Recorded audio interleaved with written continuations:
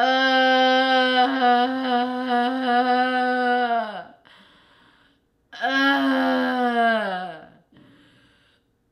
everyone, my name is Tamara Chambers, and this is Tamara Just Saw.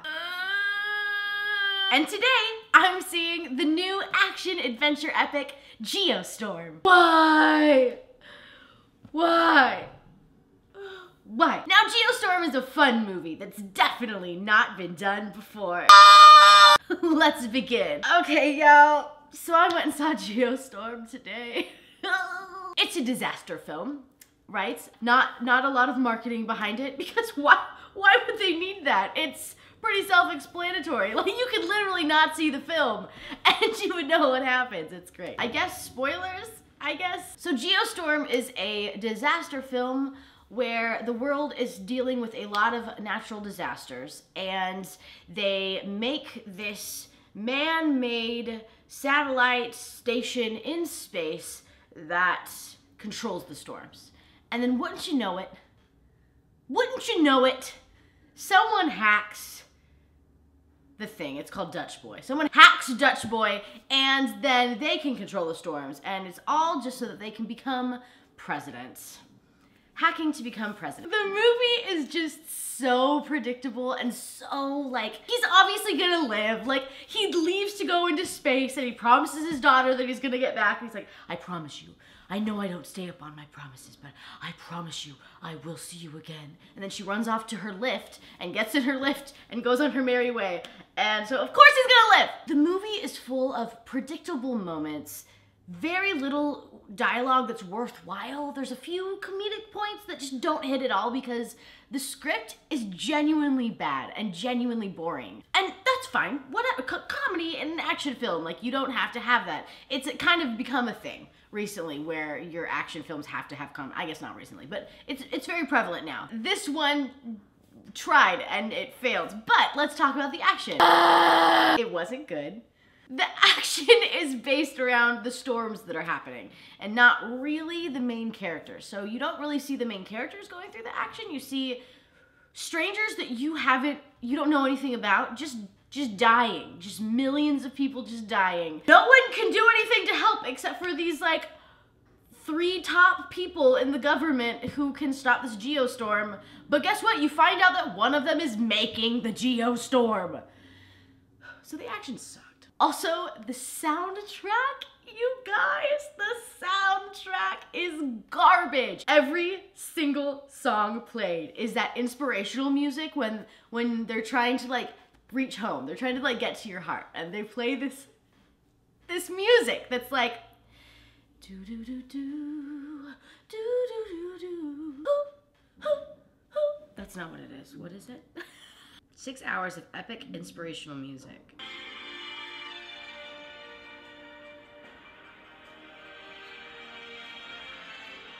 All of it. I'm gonna stop it because I don't want to get taken down for copyright, but it's all that. Every scene they try to make so important, and every line is trying to be so important in a way that's like, you're just having a conversation. Just have a conversation. I believe in you. I know that you can go distance. It's like, okay, that's great. Definitely have those moments. They had some in the end that were actually effective and actually made me feel things. But during the entire film, no!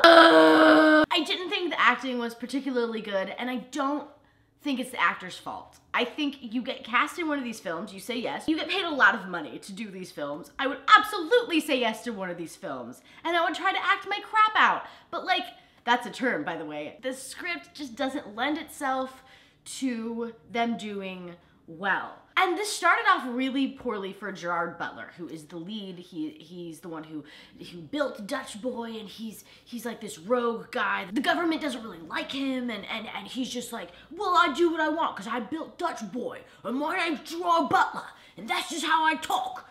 It's not really, but I tried my best. His brother, who I forget his name, I've seen him in stuff. I don't even know what I've seen him in. That Beatles movie, everything they said to each other was, well, we're fighting because we're brothers, because of course, blood. It's just so predictable. I did, in a way, find it compelling that it's set in 2019. So, you know, pretty much a year from now. Crazy that this year is almost done.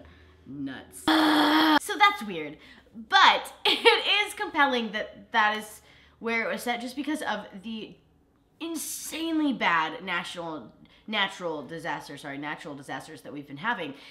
So in a way compelling, but also in another way just like, man, I hear about this stuff all the time, and I do not want a film that I paid $17 to watch this film, because it was the only showing that was early enough to get this filmed and edited, and it was 3D, RPX. Why am I spending all this money to see this film that like I can see on the news, sadly, so flipping sadly.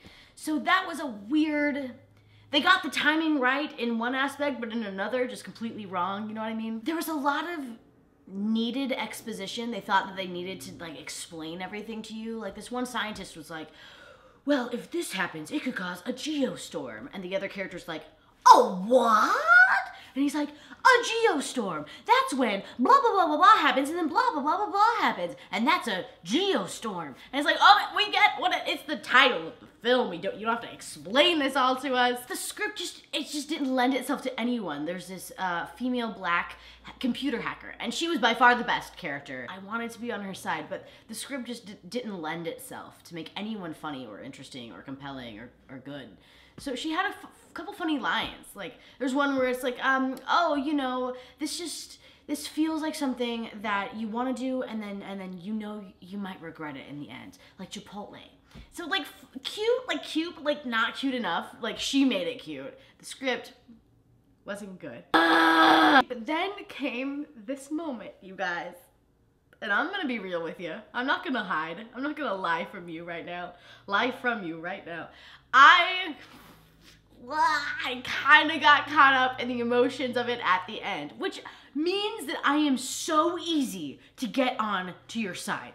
If you make a film and you just do like the simplest of things to make it good, I'm gonna be all about it. I'm game for whatever. So it has to be a really bad film for me to not be game for it for the majority of the film. So at the end, they got me. They did some like emotional things, and like they set it up that Gerard Butler's character died, and then he didn't, and it was just really great. His daughter got to see him, and oh great, I love it. Love emotional moments like that. I love when they make you invested. Who would have thought that would be a good thing to do? There were a couple of lines calling out what's kind of happening today. I don't know if they were doing that or if it was just coincidence. It feels like they were trying to call a couple things out, which thank the Lord above, because the film is so directly targeted to what's happening now, whether it was written with that intent, but it really is. It's about global warming and how they gave us so many warnings and we didn't, you know, take their advice, and there's a couple fun lines with that. The weirdest part to me, I think, is that Gerard Butler's daughter, who we see in 3 scenes, is the narrator of the film. So the film opens up on her voice and then it ends on her voice, and that's so weird to me. All of this happened, and it was called a geostorm, and the one thing to stop it was this incredible machine. And like a 15-minute speech, and at the end it's revealed, and that machine was built from one man, and that man was my father. It's like, okay, so I guess we're gonna like hang out with this chick like a lot. We're gonna be like with her for a while, and then she's on the poster too. He's like holding her and looking back on a big wave. She's not in the film at all. And then at the end, she's like, lessons were learned, things were happened. You have to live, laugh, and love. The end. It's word for word quote. It did not hit like any marks for me. Even the parts where I was invested, it was just like, oh, thank God, I'll take anything. So it wasn't good. If you like disaster movies and this is your thing, this isn't really my thing, so I'm probably not the one to speak on this. But if you like that kind of thing and like, it might be okay. I don't know. There's so many holes in the story. So many stupid moments where they're trying to make it so meaningful. I'll end the month off next week with a horror film, Jigsaw. I've seen most of the Saw films, so I don't know. I don't know if I'm excited or just kind of weirdly interested. I think that's the audience that they're gonna get. It's just like, I'm kind of weirdly interested in this. Thank you so much for watching this horror disaster of a disaster film. I'll see y'all next week.